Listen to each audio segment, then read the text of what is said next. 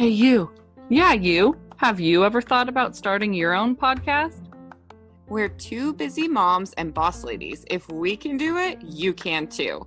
When we were trying to get this podcast off the ground, we had a lot of questions. How do we record an episode? How do we get our show into all the apps people like to listen to? How do we make money from a podcast? The answer to every one of these questions is really simple. Anchor. Anchor is a one-stop shop for recording, hosting, and distributing your podcast.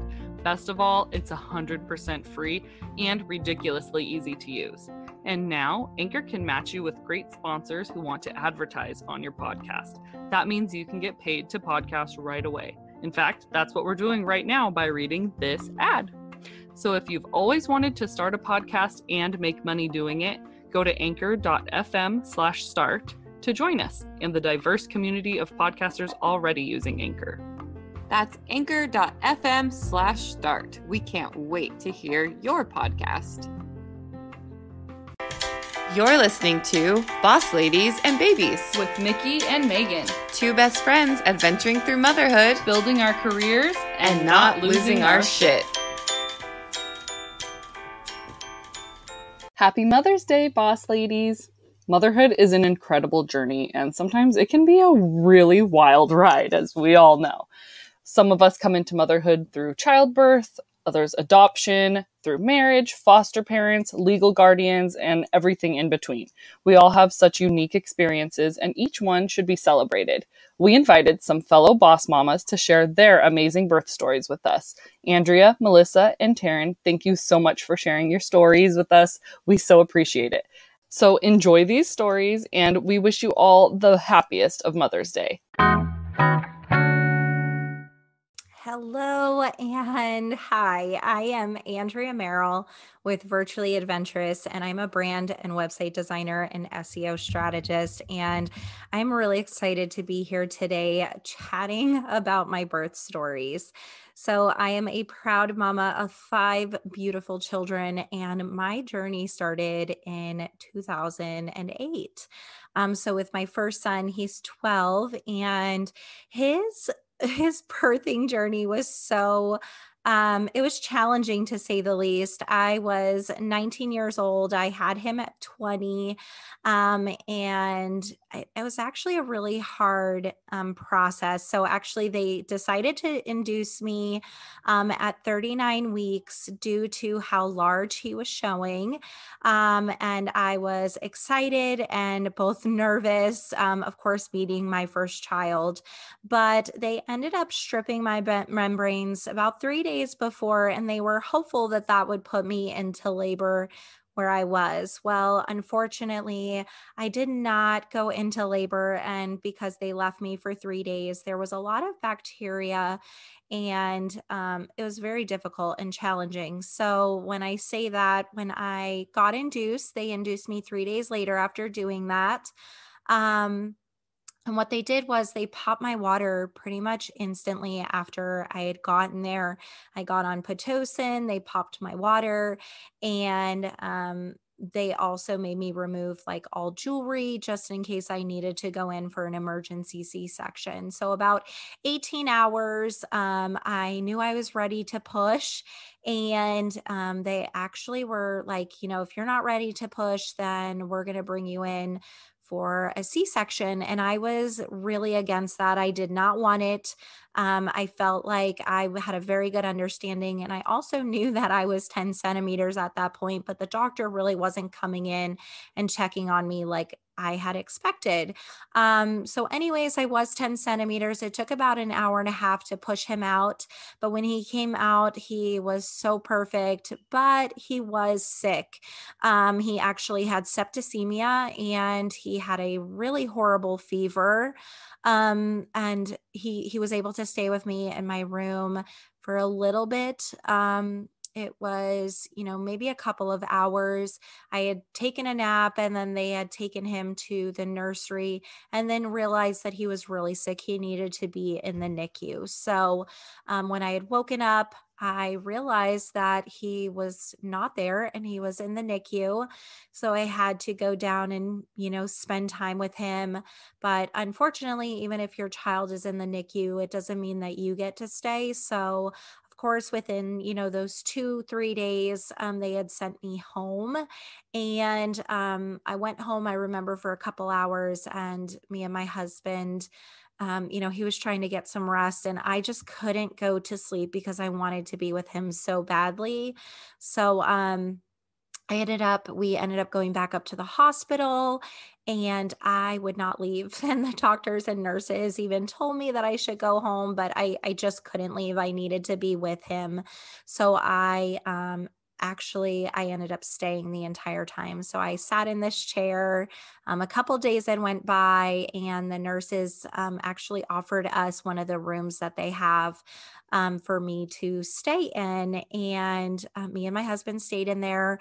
And we knew that at any point in time, if there was a severe case, either, parents needed to learn how to manage, equipment to bring home, or if there was an end of life. So we completely understood, but luckily nothing had happened. And I'm so glad, because I was so emotional at that point, for myself, but also thinking, oh my goodness, this is what this room was used for. So it was an interesting and definitely learned.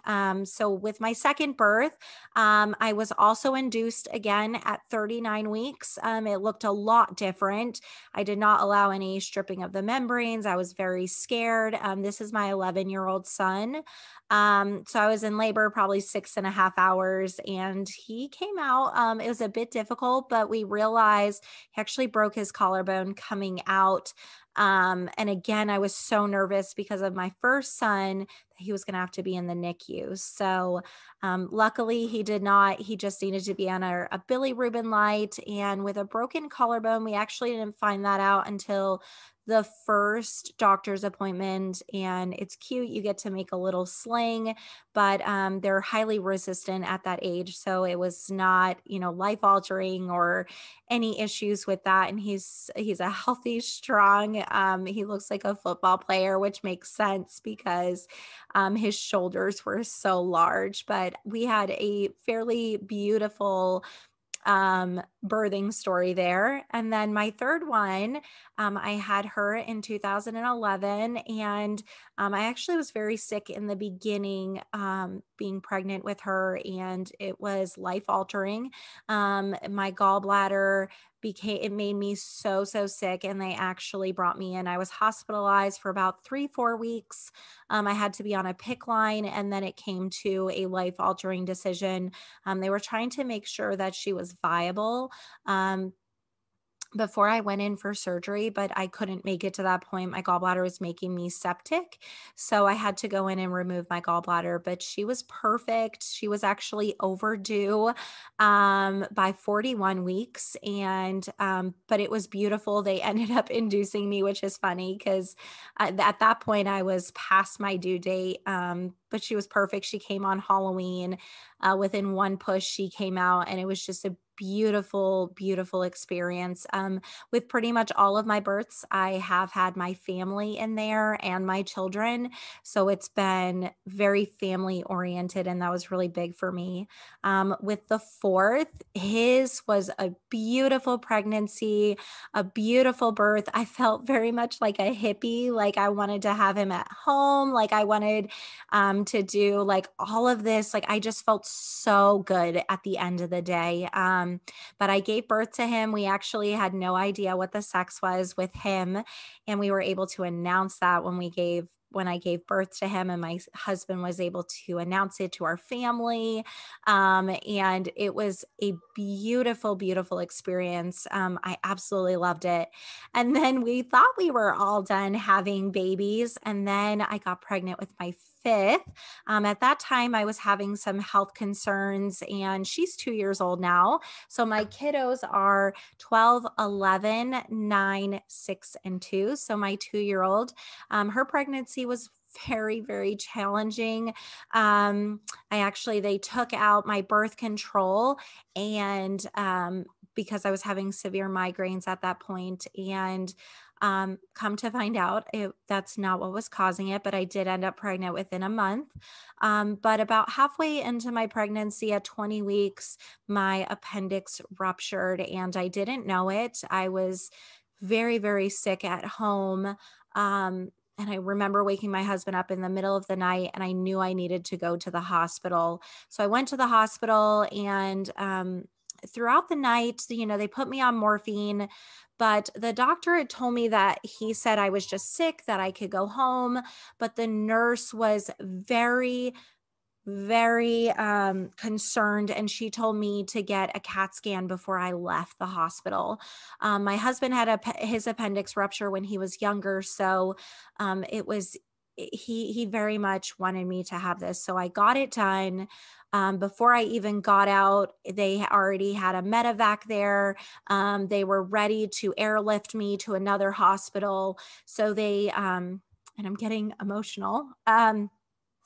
So they put me on the stretcher. So they air vac'd me out and they said it was really bad. I needed to get to the hospital as soon as possible. So I got to the hospital, they checked me in, and I had, the surgery. The surgery was wonderful, but unfortunately I had some complications after the surgery, and they needed to bring me back in, and they placed a no, they didn't do it at that point. So I had that extra surgery. They were trying to relieve some fluid. And I was in there for about another month or so. I was in and out of the hospital a total of 3 months. And what happened is they sent me home. I was not even gone for a couple of it was maybe a week or a couple of days. And I ended up going into preterm labor, and I had to go back to the hospital. And after that, they were trying to get me to an okay place, being pregnant with her, and then having all of my complications. So what happened is I was also diagnosed with papilledemia. So I have actually fluid on my brain, and it's called a pseudotumor, and it pushes on my eyes, which causes issues as well. But after this preterm labor, they ended up again emergency sending me to another hospital. So I had to have this drain placed. And what it did was it drained the fluid that was piling up in my stomach. I'm not exactly sure where it was, but I needed this drain because it was making me very sick. So, so they had that. They also were thinking about doing an induction because at that point in time, I was also I was losing fluid from my daughter, and they were very concerned. So I had to stay. I had that drain placed. And then also I was able to get enough fluid into me. It was able to build up more fluid around her, and I was able to stay pregnant longer. I was very concerned at that point because I was about 32 weeks. But then I got released again a couple weeks after that. So maybe, no, I was about 28 weeks. Sorry. So about a week. Yeah, it was a couple weeks I was in the hospital. They had to monitor me. And then they sent me home again. And then after they had sent me home, I was hopeful that everything was going to be great. And unfortunately, it wasn't. The drain had gotten really infected, and I was very concerned with some bacterias. I was concerned with MRSA. I felt like I really didn't have the type of care that I had needed. But anyways, I went to the hospital again with the same thing, but I was concerned about around my drain that I had placed on my stomach. And they were also concerned, but they had to swab it, sent it off. Ended up, the CDC had to call me and tell me that I did have MRSA and I needed to be hospitalized immediately. And again, I went back to this actually at the same hospital this time instead of doing a transportation. And they did admit me. They treated me for MRSA, and they actually decided to remove the drain at that point. I was doing well. The drain wasn't really draining as much. And it was so wonderful to hear, because at this point, hundreds of I've had multiple CAT scans. I've had hundreds of ultrasounds, and I was so overwhelmed, about 3 months of ongoing of this. And it was just a really, really hard pregnancy. I was sick, and I went through a lot of PTSD after this pregnancy. But, so anyways, after I did well with the MRSA, they healed me, and was sent home. And again, within a week, for the first time, I was able to clean and do some nesting, because I was not able to do any of that. I wasn't able to get any baby clothes ready or anything. And I remember we were cleaning up. We had a pack and play. I was like, let's put this up. And at that point in time, I was 36 weeks, and I was like, okay, I have a few weeks, and it'll be great. So what happened was, though, that next morning, early in the morning, I woke up to go to the bathroom, and my water broke. And it was crazy to think. So I went to the hospital. I thought it was crazy. I told my husband. We went to the hospital, and it was wonderful. So at that point, they actually told me they don't think that my water broke, but they wanted me to walk around. So we walked around for about an hour, not even an, actually it was, my husband told me we made it maybe one lap. And I was like, I got to go sit down. So when I went to sit down, and at this point, from all of my past birthing stories, I was induced with every single one of them. So this was a whole new territory for me. So I ended up, I walked in the room, and my water broke the rest of the way. And the nurse was like, we're going to have a baby today. So it was really exciting. I was nervous. And at this point in time, it was just me and my husband. I actually didn't have my in-laws at this birth. It was the first one, because we had lived in North Carolina and then moved to Arizona. So it was the first time not having my in-laws there, but it still was beautiful and amazing. I remember my husband leaving to go pick up the kids, and on the way back, he just made it in time for me to push. So it was an exciting experience. My kids got to experience the birth of their sister, and finally we were coming to an end of it seemed like a terrible pregnancy, but she was so perfect. And I was excited to go home, and I was excited for my in-laws to come and to just celebrate her. So at the end of a tragic pregnancy, it felt like I had my baby, but it was a life altering pregnancy. She changed me as I know it.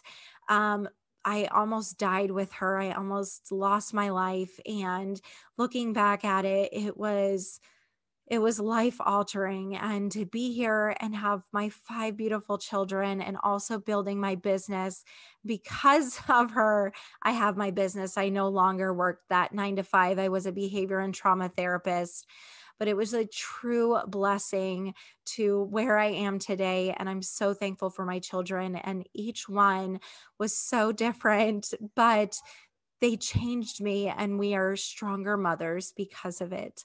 I hope you all have a beautiful, beautiful Mother's Day. And thank you for letting me share my birth stories.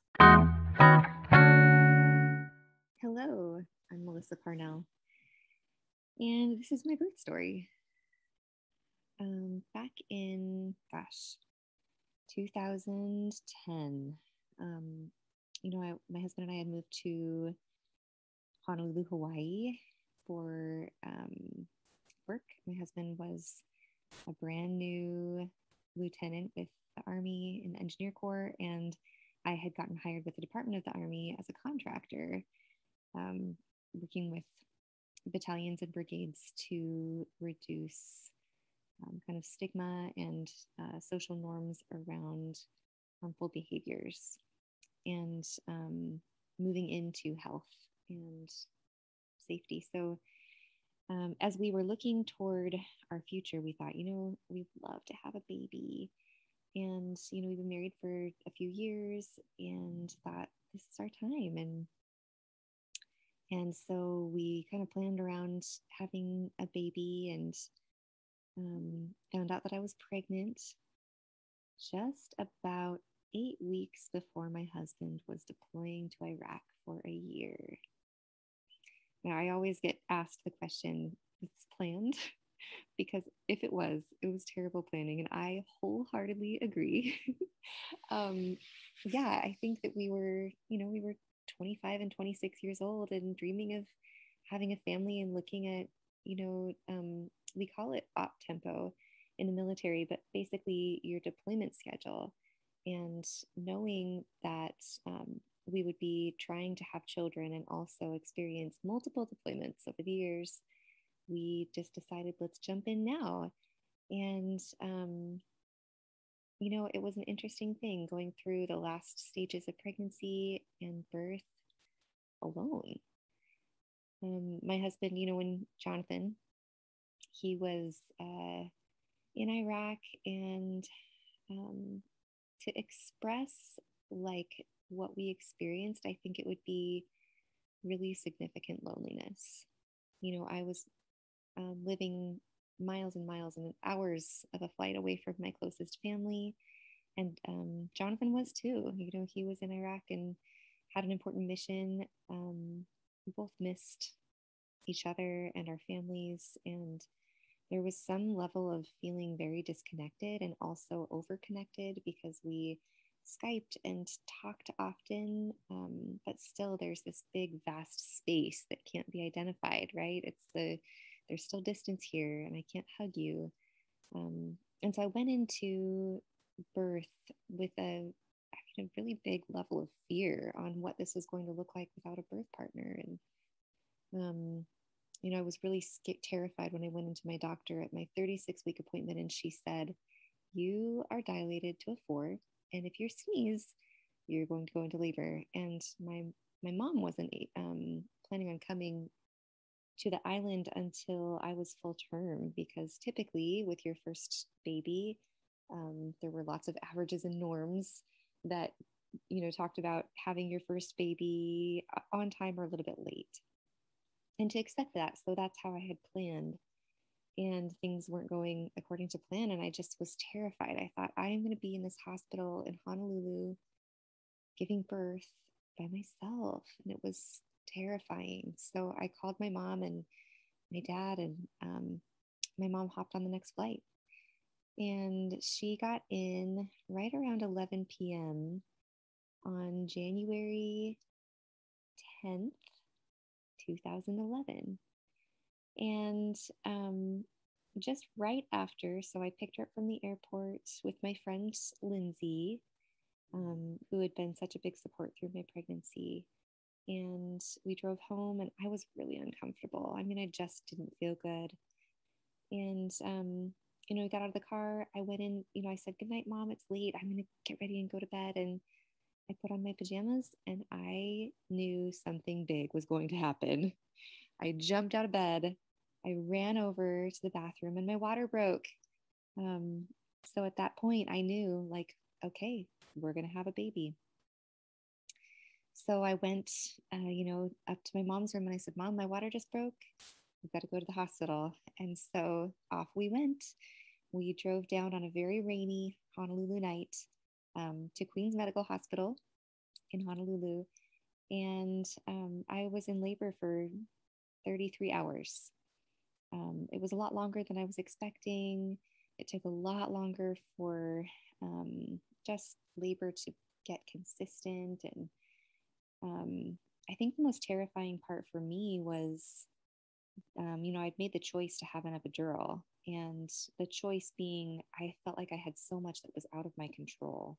And I really felt like I was giving birth without my partner, and, just trying to manage all the things. Also having my partner in a, in a combat zone, there was so much going on. So I thought, this is one thing I'm just going to relinquish. And it ended up being the scariest thing I ever went through. So having a needle enter your spine was the most scary thing I have ever experienced, and definitely did not plan for. It was terrifying. My mom was there and she held my hand, and I got through it. It was still terrifying.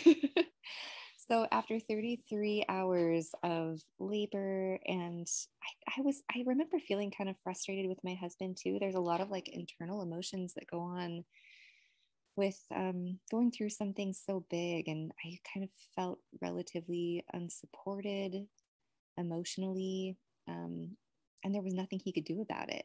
Right? He was in a foreign country, and our time schedules were flipped. So during the night while I was laboring, he was out on mission. It was just so much complexity that I had not planned forward as a 25-year-old, just looking forward to being a mama. And then, right when I thought that everything was going to be okay, my doctor said it's time to push, and I literally lost my mind. And I was like, nope, I'm not ready. And in my head, I was like, how can I not do this? Like, how can I talk them out of not having the baby? Like, I don't want to push a baby out, and I don't want a C-section. I just don't want to do this. I don't want to be here. And in my head was telling me, oh, but girl, yeah, you've got to do this. And I kind of equate birth to death, because like on the other side is something beautiful and peaceful, and the way there is really scary. And walking through something that's painful and different, and something we've never encountered before. But the next morning, my little peanut, Evelyn Lila Parnell, was born. And when she was born, I imagined that I would be given this beautiful little dolly angel, and that my heart would be exploding, and it would be the most amazing experience of my life. And to my horror, I experienced the emotional opposite. So I looked over at my baby, and I started to cry. And my mom, I will never forget this, she said, "Oh, Melissa, she's beautiful." And I remember crying and thinking, I wish I could see her that way. And I think that was the first indication that postpartum depression was going to be a part of my birth story. In the next year, I experienced highs and lows and frustrations, and feeling kind of distanced from baby, and feeling so much guilt about that distance. I experienced different ranges of emotions like anger, sadness, deep devastation, loneliness. I had a lot of personal and organizational with our battalion and company responsibilities, and then also work responsibilities. And I was trying to juggle it all and thinking I could as a super mom, and yet I was failing. So, I noticed that I started gathering with other women and mamas, and recognizing that I wasn't alone. And I started doing some research about postpartum depression, and came to the realization that I was experiencing postpartum depression and anxiety. And anxiety was surfacing in so many ways that I was uncomfortable with, like anger. I've always been I've thought of myself as a very pleasant person, like someone who's pretty easygoing. I love spending time with other people, and this was not me. I didn't recognize myself. So I pushed hard and decided I needed to get into counseling and seek medication management. And that's what I did. I got on kind of a low dose at first, supporter for depression, anxiety, what we call an SSRI. And I started seeing a counselor and talking about some of my fears and deep hurts and wounds. And some of the ways that I was really walking through catastrophe, right? And it was a beautiful journey.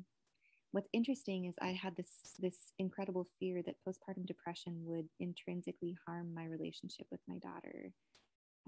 But then learning more about attachment and how we grow and form attachments very well, I noticed that when I started learning my little Evelyn's love languages and what she really enjoys in connecting, and started leaning into those and showing her I love her and I care about her, two things happened.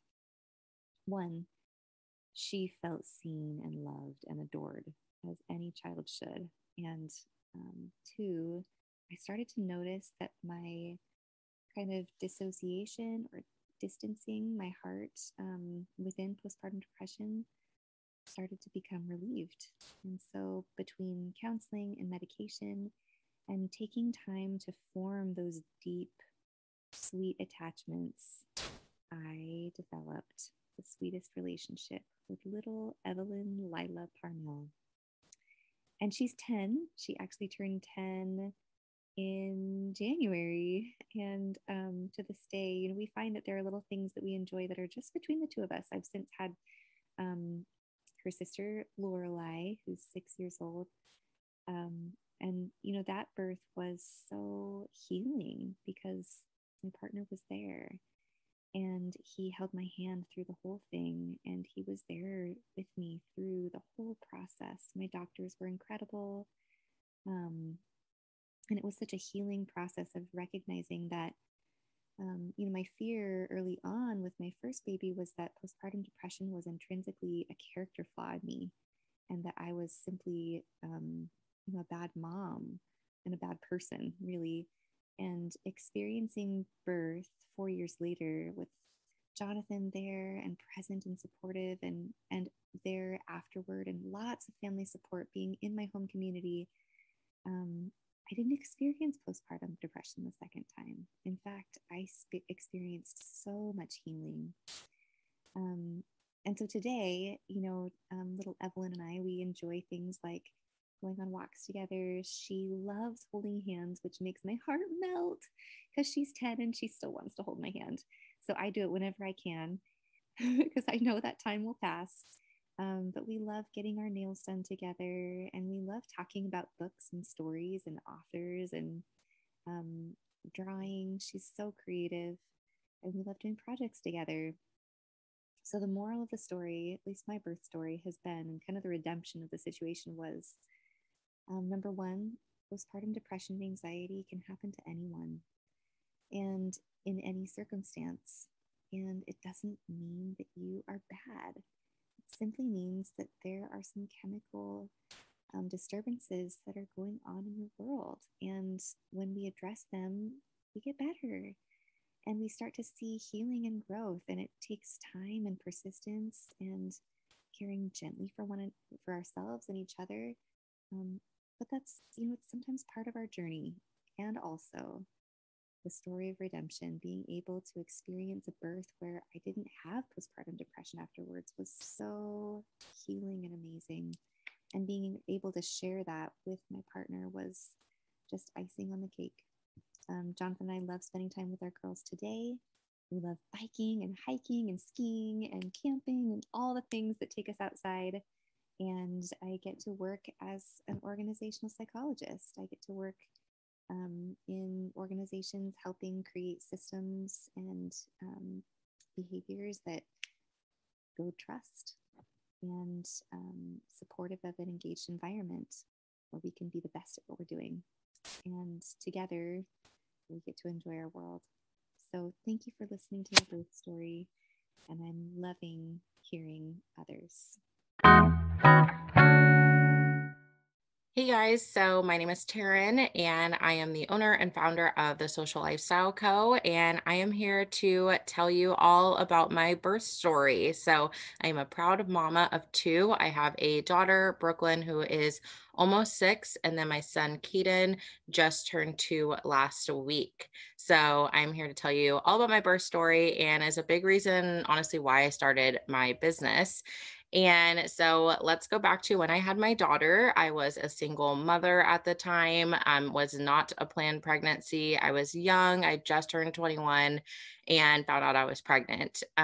It was a surprise, but I knew I wanted to keep her, and I was totally prepared to go through the journey alone, obviously with my family by my side. But my pregnancy was fairly normal. I felt great. I wasn't sick. I didn't have crazy cravings. Like, my friends always made fun of me. They're like, you do not even seem pregnant. Like, if you don't have a belly, like, we wouldn't think that you were pregnant. And that's honestly how I felt. And then once I got towards the end of my pregnancy, around like 33 weeks, I started feeling really sick all the time. I was super nauseous, had super bad heartburn. Like, I was really sick and just did not feel right. And my doctor started running all these tests. Things weren't coming back, and they just kept testing because I was so sick. Like, I couldn't even keep a cracker down. And then towards the end of my pregnancy, so around 35 weeks, I started testing because I was having issues with my liver. And then on my birthday, I actually got a call. Thought they were calling to say happy birthday, but that was not the case. They were calling to tell me that I had a condition called cholestasis. So this is a liver disorder, and what's really scary about it is it can cause stillbirth. So most women, or pretty much all women that get diagnosed with this, are induced early in their pregnancy. And so they were like, hey, you have this disorder, you're getting induced tomorrow. And I was like, what? Like, thought I still had a month left. I'm freaking out. I'm like, okay, this is real. This is happening. I just, I wanted what was ever going to be best for my daughter. And if that was going to be to induce me for the safety of her and for myself, then I was all for it. So I went in and I was induced with my daughter. Like, everything was fine. It took a little bit longer to get me going with being induced early. So I was at 36 weeks, but she was born and she was totally healthy, did not go into the NICU or anything, even though she was at 36 weeks. I didn't have any like steroid shots or anything because it was so quick that it was all happening. But she was totally healthy, and that was like a pretty easy birth story, even considering that it was a high risk. So flash forward to when I had my son 4 years later. The year in general was very hard for me. I had lost my mother to cancer that May, and then we found out we were pregnant in August. We were on vacation when we found out. We were super excited, and then we got home and we went to the doctor. They weren't really finding a heartbeat, and so then I'm like, okay, like, this isn't going to be a viable pregnancy. Just already had that mindset. And then a couple of weeks went by. They kept doing testing on my pregnancy, and then everything came back okay. What did come back, though, was that I again had my condition cholestasis, which is very rare at an early pregnancy. Usually it's not diagnosed till the second or third trimester. And I was like at the very beginning of my first trimester. And she was like, I think it's like a 5% chance or something, like really low percent to get it as early on as I did. But I knew I had it. I had the same feeling I had at the end of my pregnancy with my daughter at the beginning of this pregnancy with my son. So I just knew that that was what was happening.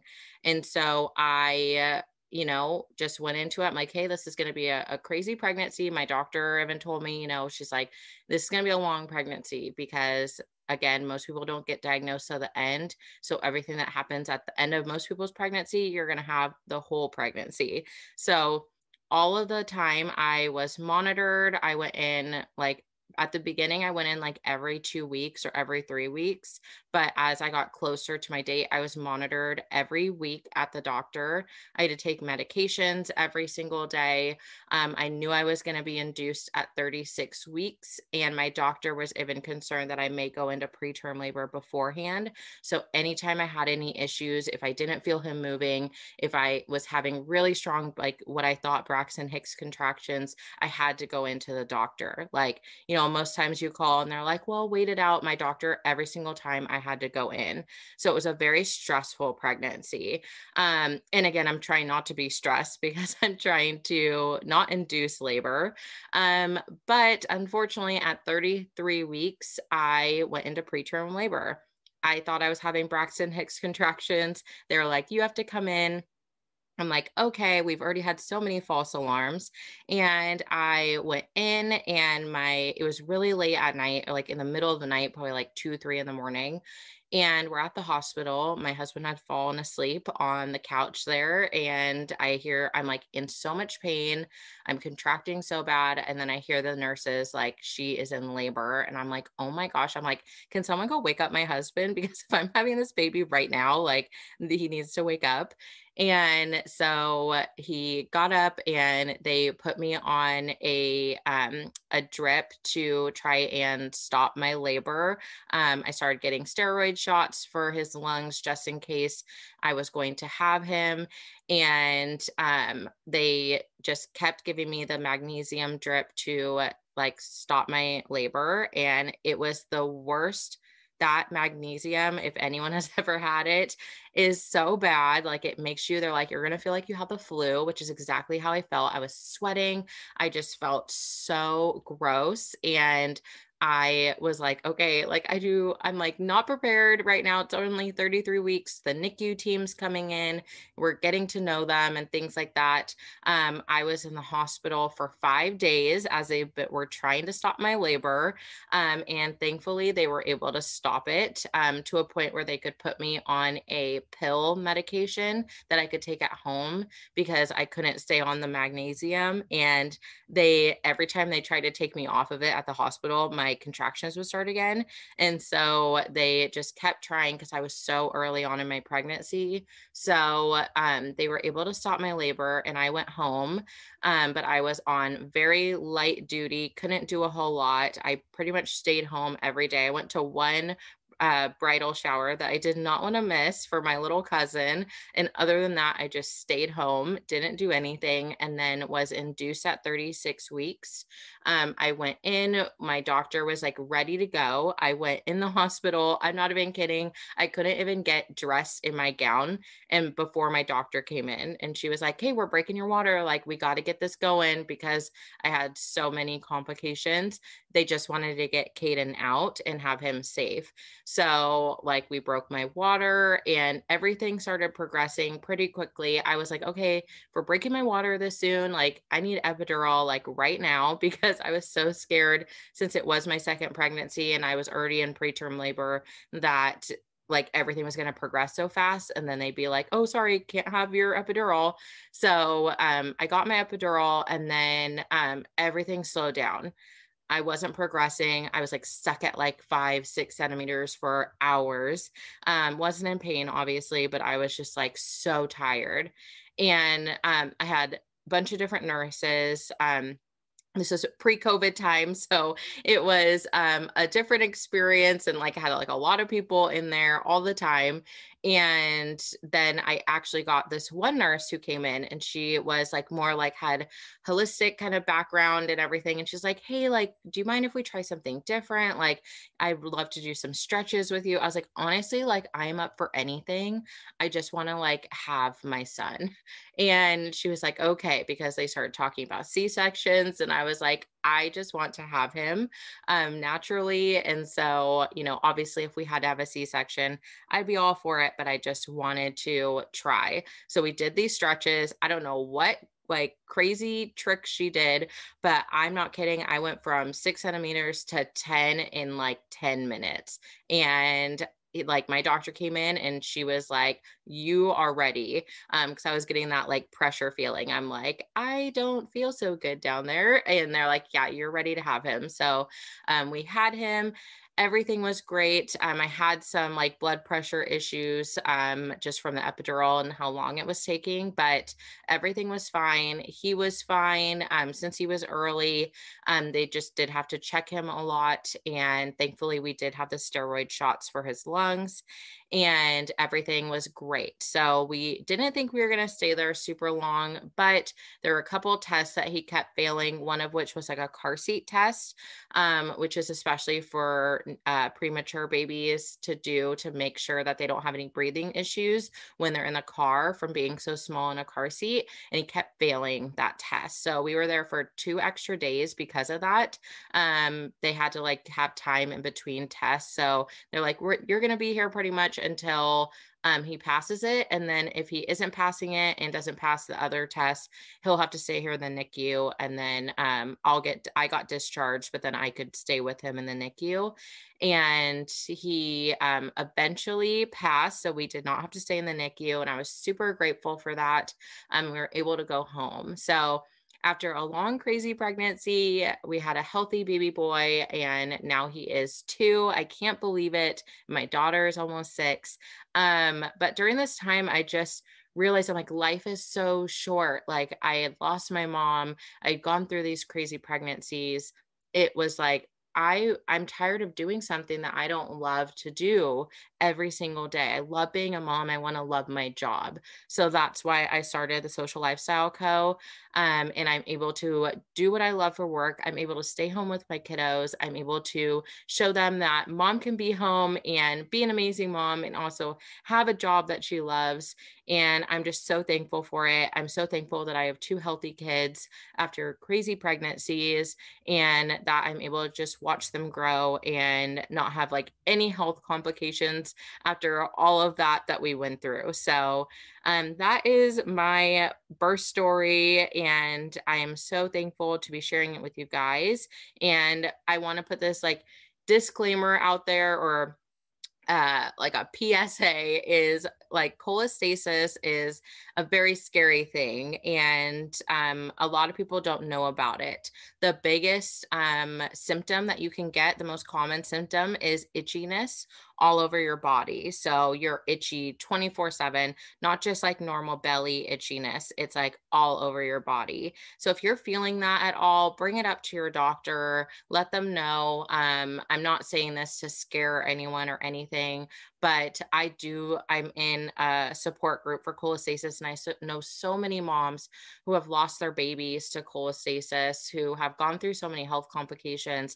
And we all have just like made a pact to, anytime we share our birth stories, like to tell people about cholestasis and just what it can do. And that way you can learn about it and know about it and talk to your daughter or your doctor about it if you're feeling like itchy or uncomfortable or anything like that. That could be a symptom of cholestasis. So I just wanted to say that, and thank you so much for letting me share my birth story with you.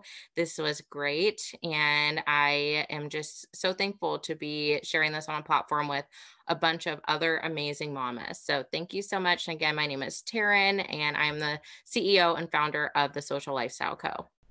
Thank you for listening to Boss Ladies and Babies. If you like this episode, be sure to rate, review, and leave us some feedback.